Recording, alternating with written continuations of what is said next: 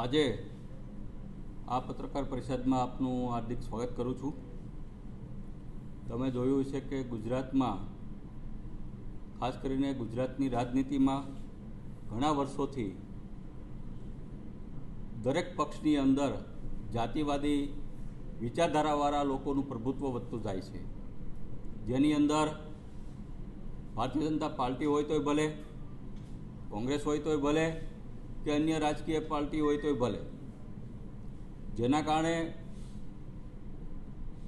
ગુજરાત અને દેશની જનતાને આની સીધી અસર પડે છે।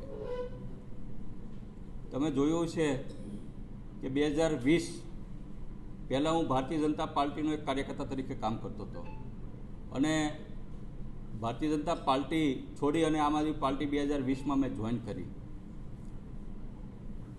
જોઈન કરી પછી અલગ પદ ઉપર હું સેવા આપી।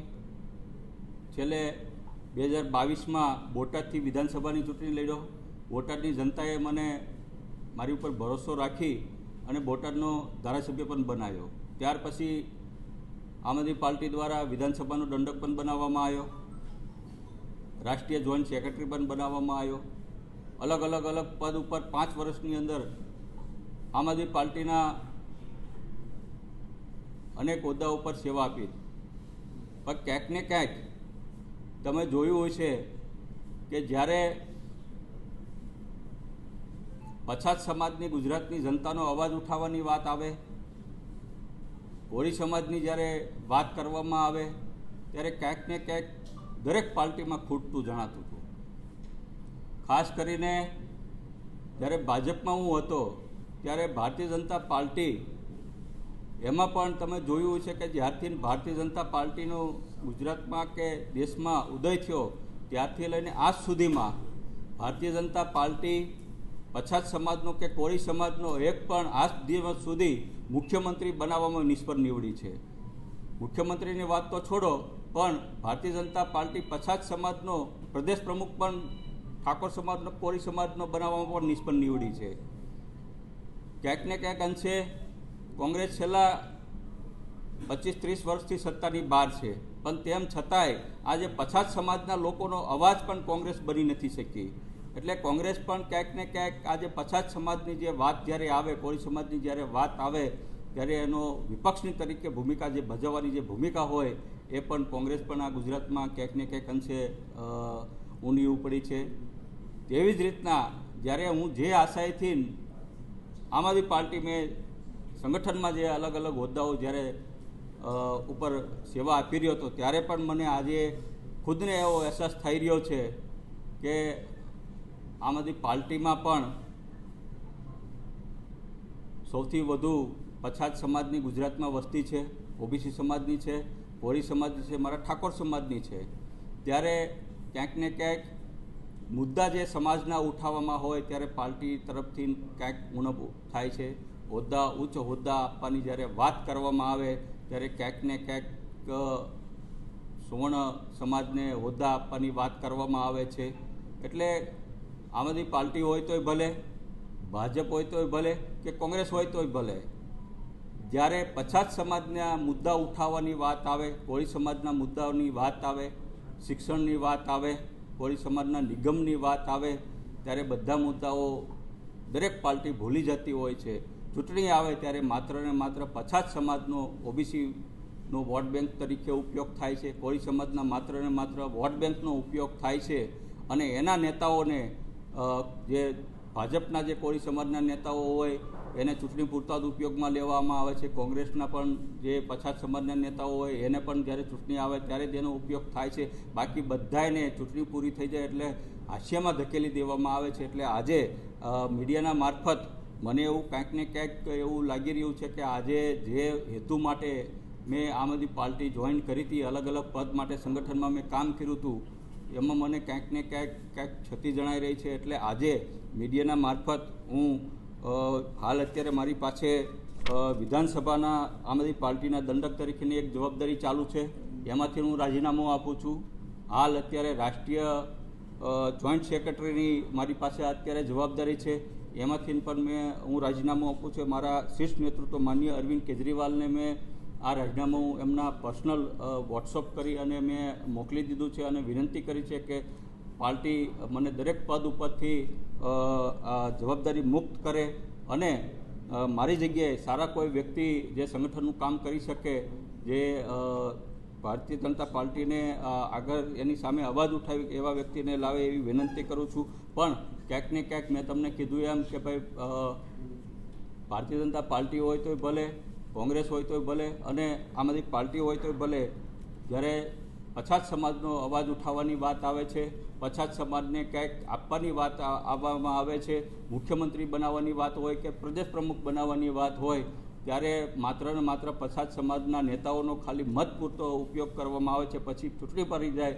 પછી એને હાસ્યમાં ધકેલી દેવામાં આવે છે. આજે રાજીનામું આપ્યું એનો આ લેટર.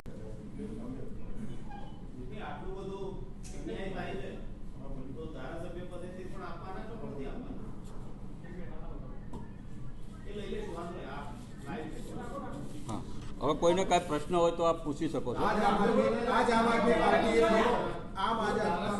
એક એક આપણે હા પહેલાં તમારો બોલ.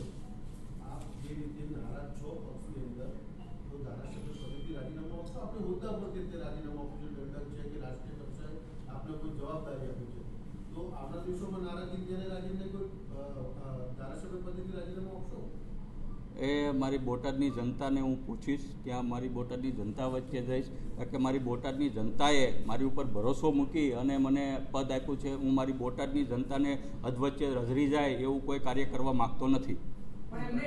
આજ આમ આદમી પાર્ટીએ તમને મેન્ડેટ આપ્યો હતો અને પાર્ટીના મેન્ડેટ ઉપર, કારણ કે તમે ઉમેશ મકવાણા તરીકે નથી ચૂંટાયા, તમે આમ આદમી પાર્ટીના કેન્ડિડેટ તરીકે ચૂંટાઈને આવ્યા છો. હવે એક પાર્ટી તમને સારી નથી લાગતી તો પાર્ટીમાં રહેવાનો મતલબ શું તમારે? એના બેનર ઉપર અત્યારે તમે રાજીનામું આપીને જનતાને પૂછીને આવ્યા છો, વાત થઈ કોઈના જોડે સંગઠનમાં ત્યાં કોઈ?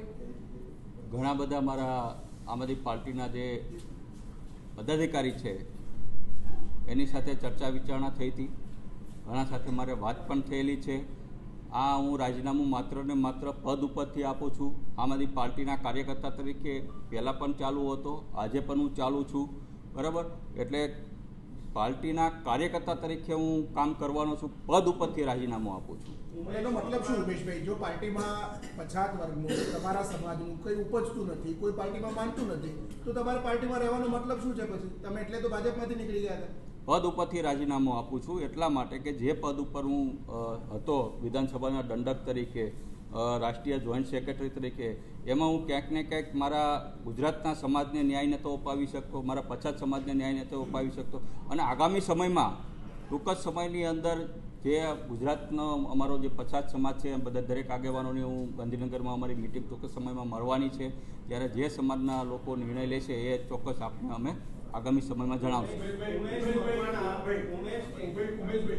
ગોપાલ ઇટાલિયાની જીત થઈ અને તમને ખબર પડી કે દંડક પદ હવે છોડવું પડશે, એટલા માટે આ પ્રકારનો ઘટનાક્રમ છે. ઉમેશ મકવાણાની પાર્ટી પર આ બ્લેકમેલિંગ છે, કારણ કે ગોપાલ ઇટાલિયા ધારાસભ્ય બન્યા એટલે હવે એને દંડક બનાવવાના હતા. તમને પાર્ટીએ એવું કીધું તમારે પદ છોડવાનું છે, ગોપાલભાઈને દંડક બનાવવાના છે, એટલા માટે તમે રાજીનામું આપો છો, પાર્ટીને બ્લેકમેલ કરો. નહીં, આજ સુધીમાં મને પાર્ટી તરફથી એવો કોઈ મેસેજ આપવામાં આવ્યો નથી મારી સાથે કોઈ વાત કરવામાં આવી. હા, મીડિયાના અમુક મિત્રોએ આ વાત કરી છે. અને રહી વાત, મેં કીધું દંડક માત્ર નથી, હું એક આમ આદમી પાર્ટીનો રાષ્ટ્રીય જોઈન્ટ સેક્રેટરી પણ છું, એ પદેથી પણ હું રાજીનામું આપું. એટલે કોઈએ મને પાર્ટી માટે રાજીનામું આપવા માટે કોઈ મજબૂર કરતું હોય અને માત્ર ને માત્ર ગોપાલ ઇટાલિયાના કારણે હું રાજીનામું આપું છું એવું કાંઈ નથી.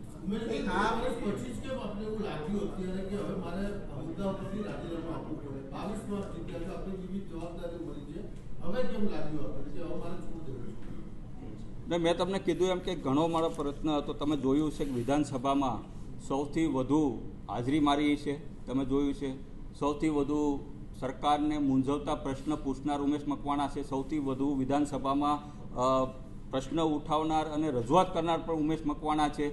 ત્યાં સૌથી જે વિપક્ષની ભૂમિકા તરીકે જે મારે વિધાનસભાની અંદર જે કામ કરવું જોઈએ એ મેં ચોક્કસપણે ગુજરાતની જનતા માટે, દરેક સમાજ માટે ચોક્કસપણે એ કર્યું છે. વિદ્યાર્થીના મુદ્દા હોય તોય ભલે, ઓબીસીના મુદ્દા હોય તોય ભલે, કે કોળી સમાજના મુદ્દા હોય તોય ભલે, કે અન્ય સમાજના મુદ્દા હોય તોય ભલે, કે મારી બોટાદની જનતાના મુદ્દા હોય તો ખાલી માત્ર ને માત્ર વિધાનસભાની અંદર રજૂઆત નથી કરી, પણ વિધાનસભામાં મુદ્દા ઉઠાવીને પછી પણ કામ પણ કર્યા છે.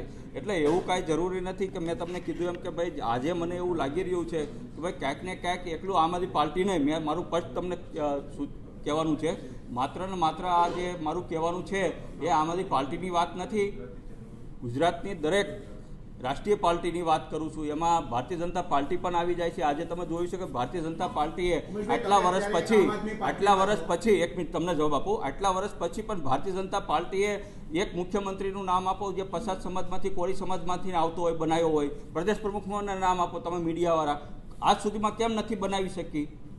એવી રીતના કોંગ્રેસ તો સત્તામાં નથી પણ વિપક્ષનો નેતા પણ નથી બનાવી શકી. એટલે ક્યાંક ને ક્યાંક ગુજરાતની અંદર સૌથી વધુ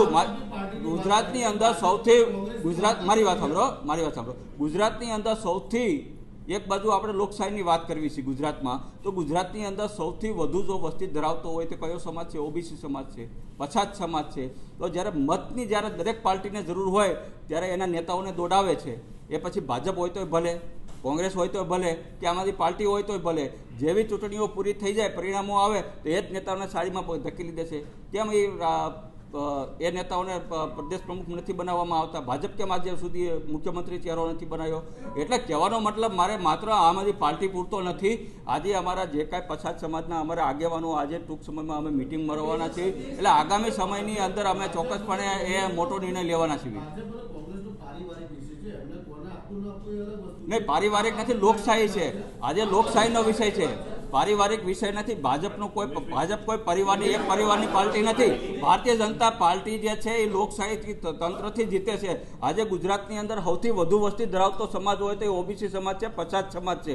70% પછાત સમાજની વસ્તી આવે છે. તો શા માટે એનો એક પણ મુખ્યમંત્રી ભારતીય જનતા પાર્ટી નથી બનાવી શકી, પ્રદેશ પ્રમુખ નથી બનાવી શકી? એટલે કહેવાનો મારો વિષય એ છે કે જ્યારે પછાત સમાજના મત જ્યારે દરેક પાર્ટીને જોતા હોય ત્યારે એના ચૂંટણીમાં એના નેતાઓને મોકલે છે. જેવી ચૂંટણી પૂરી થઈ જાય તો દરેક પછાત સમાજના ધારાસભ્યો હોય, સાંસદ સભ્યો હોય એને ખૂણામાં બેસાડી દેશે. ઉમેશભાઈ, તમારી પાર્ટી 2022માં લડી ત્યારે તમારી પાર્ટીએ કયા ઓબીસી અથવા તો પછાત વર્ગના ઉમેદવારને સીએમ કેન્ડિડેટ તરીકે જાહેર કર્યો હતો? બીજું, 2 મહિના પહેલા તમારું સંગઠન બોટાદનું જાહેર થયું, ત્યારથી તમે નારાજ ચાલો છો. એ વખતે ગોપાલ યાદવ તમને અહીંયા મળવા માટે આવ્યા હતા. એ વખતે તમે એવું કહેતા હતા કે મીડિયા વેચાઈ ગયું, મારી કોઈ નારાજગી નથી. અત્યારે તમારી નારાજગી સામે આવી છે, તો હવે તમે વેચાઈ ગયા એવું થયું ના? જો પેલો પ્રશ્ન તો એ કરું, મીડિયા વેચાઈ ગઈ એવું ક્યારે હું બોલ્યો નથી. તમારા કાર્યાલયમાં તમે બોલ્યા છો એવું? મેં તમને એવું કીધું હતું કે અમુક યુટ્યુબ ચેનલો, હજી હું તમને સ્પષ્ટ કહું છું, અમુક યુટ્યુબ ચેનલો એના આજે મારી પાસે એના કવર છે કે માત્ર ને માત્ર અમુક વ્યક્તિઓના કહેવાથી ન્યૂઝ ફેક ચલાવે છે. જ્યારે મને પોતાને ખબર નથી ત્યારે એવા ન્યૂઝ ફેક ચલાવ્યા હતા. એ મને પણ ખબર છે કે આમાં ભાજપના અમુક કાર્યકર્તાઓ આગેવાનોના ઇશારે, આમ આદમી પાર્ટીના અમુક આગેવાનોના ઇશારે મને બદનામ કરવા માટે કે ઉમેશભાઈ ભારતીય જનતા પાર્ટીમાં જાય છે એવા ન્યૂઝ ચલાવવા માટે એ જ યુટ્યુબ ચેનલોને આમ આદમી પાર્ટીના ઉચ્ચ નેતાઓ દ્વારા પૈસા આપીને ન્યૂઝ ચલાવવામાં આવ્યા હતા. હજી પણ હું તમને કહું છું, એમાં હું મારી વાત ઉપર કાયમ છું. મને બદનામ કરવા માટે વારંવાર એ ન્યૂઝ ચલાવતા હતા. એટલે કહેવાનો મતલબ એમ છે કે આજે ઉમેશ મકવાણાને આમ આદમી પાર્ટીના અમુક નેતાઓ જે છે એ પણ ટૂંકમાં એને ખટકી રહ્યા છે. ભાજપના નેતાઓ જે છે એને પણ ઉમેશ મકવાણા ખટકી રહ્યા છે, કોંગ્રેસના નેતાઓ છે. કારણ કે મેં તમને કીધું એમ કે આજે જ્યારે હું વિધાનસભામાં પછાત સમાજનો અવાજ ઉઠાવું છું ત્યારે કોઈ નેતાઓને કોઈ પાર્ટીને ગમતું નથી. એમાં આમ આદમી પાર્ટીના નેતા આવી ગયા, કોંગ્રેસના આવી ગયા અને ભારતીય જનતા પાર્ટીના આવી ગયા. ચૌધરી હતા, શંકરસિંહ વાઘેલા હતા. ઉમેશભાઈ, આપના બેનર ઉપર ચૂંટાયા, બોટાદની જનતાએ ઉમેશ મકવાણાને નહીં પણ આમ આદમી પાર્ટીના ઉમેદવારને અને જાડુને મત આપ્યો. તમને હવે પાર્ટી પસંદ નથી તો પાર્ટીના પદ પરથી જે રીતે રાજીનામું આપો છો એ જ રીતે પાર્ટીના માધ્યમથી જે ધારાસભ્ય તમે પદે બન્યા હતા ત્યાં રાજીનામું આપીશું. અપક્ષ જ્ઞાતિના જોરે ફરીથી ચૂંટણી લડવા માંગો છો કે નહીં? કોઈ પાર્ટી જ નહીં, અપક્ષ. ચોક્કસપણે મેં તમને કીધું આગામી ટૂંક જ સમયમાં ગુજરાતના અમારા જે પછાત સમાજના નેતાઓ છે એની સાથે ટૂંક જ સમયમાં મારી મિટિંગ ગાંધીનગર ખાતે જ મળવાની છે. ત્યારે ઉમેશ મકવાણા આગામી સમયમાં અપક્ષ લડશે. કે નવી પાર્ટી બનાવીને લડશે ત્યારે હું મીડિયાના મારફત આપને જણાવીશ. Thank you. આગામી સમયમાં ઉમેશભાઈ તમારે જવાબ તો આપવો પડે ને. તમે એમ કહેતા હતા આપી દીધો. ઓકે. એવું થયું ને ઉમેશભાઈ? ચોક્કસપણે મેં તમને કીધું એમ કે ભાઈ જ્યારે દલિતનો દીકરો લડે છે ગુજરાતમાં, એ આમ આદમી પાર્ટીનો જ કાર્યકર્તા છે, એ કોઈ બીજેપીમાંથી આવી નથી. આમ આદમી પાર્ટીએ જ એને મેન્ડેટ આપ્યો છે. તો કડીમાં શા માટે રિસોર્સિસ ન લગાડવામાં આવ્યા, વિસાવદરમાં જ કેમ લગાડવામાં આવ્યા? એટલે કહેવાનો મતલબ એમ છે કડીમાં માત્ર ને માત્ર ખાલી વિસાવદર કડીમાં એક રોડ શો થયો, એમાં મારી પણ હાજરી હતી, આતિશીજીનો, સંજયસિંહની એક માત્ર સભા થઈ હતી. એ સિવાય કોઈ રિસોર્સિસ નહીં, કોઈ બૂથ ઉપર મેનેજમેન્ટને આખી જે આમ આદમી પાર્ટીની જે કાંઈ રિસોર્સિસ હતા, જે પ્રદેશના નેતાઓ હતા, દરેક જિલ્લાના જે પદાધિકારીઓ હતા, એ બધા વિસાવદર હતા. કડીમાં કોઈ પણ એવા મોટા નેતાઓ ક્યાંય જોવા નહોતા મળ્યા. એટલે માત્ર ને માત્ર જે દલિત સમાજનો જે આમ આદમી પાર્ટીનો જે કાર્યકર્તા જે કડીમાં લડતો હતો, લોન 10 લાખની લોન લઈને લડતો હતો, એ આજે એની જાતને એકલો જ સમજી ગયો. એટલે ક્યાંક ને ક્યાંક મને પણ એવું થયું છે કે ભાઈ આમ આદમી પાર્ટી એની મૂળ વિચારધારા, જે બાબા સાહેબ આંબેડકરની જે મૂળ વિચારધારા હતી, જે ભગતસિંહની જે મૂળ વિચારધારા હતી, એનેથી ક્યાંક ને ક્યાંક ભટકી રહી છે. એટલે મને ક્યાંક ને ક્યાંક એવું લાગી રહ્યું છે, મારા શીર્ષ નેતૃત્વને હું આ મેસેજ આપવા માગું છું કે જે આપણે આમ આદમી પાર્ટીની જે મૂળ વિચારધારા હતી, જે ખરેખર બાબા સાહેબ આંબેડકરની હતી કે ભાઈ નાના ગરીબ વ્યક્તિઓ જે હોય રાજકીય રીતના આગળ આવે, સ્ટ્રોંગ બને અને નાના લોકોનો આપણે અવાજ બનવો જોઈએ. એની જગ્યાએ આપણે જો આવી રીતના જ્ઞાતિવાદી, જાતિવાદી જે પાસના કન્વીનરો જે હોય, જેને અનેક લોકોના ભોગ લીધા હોય, જ્યારે કોંગ્રેસની સભાઓ જ્યારે હતી 17માં, મેં જોયું છે બોટાદમાં કે એ લોકો જ્યારે કોંગ્રેસના મનોજ પટેલના એ 10-10, 20-20 હજાર લઈને એને એના સંબોધનો કરતા હતા, એવા લોકોને જ્યારે જ્ઞાતિવાદી વ્યક્તિઓને, વિચારધારાઓ વ્યક્તિઓને જો તમે પાર્ટી આગળ કરશે અને જ્યારે દલિત સમાજના વ્યક્તિઓ, જે પછાત સમાજના મુદ્દાઓ તમે ભૂલી જશો, તો ક્યાંક ને ક્યાંક આમાંથી પાર્ટી પોતાના વિચારો ઉપરથી અલગ. આ પાસના કન્વીનરો કયા?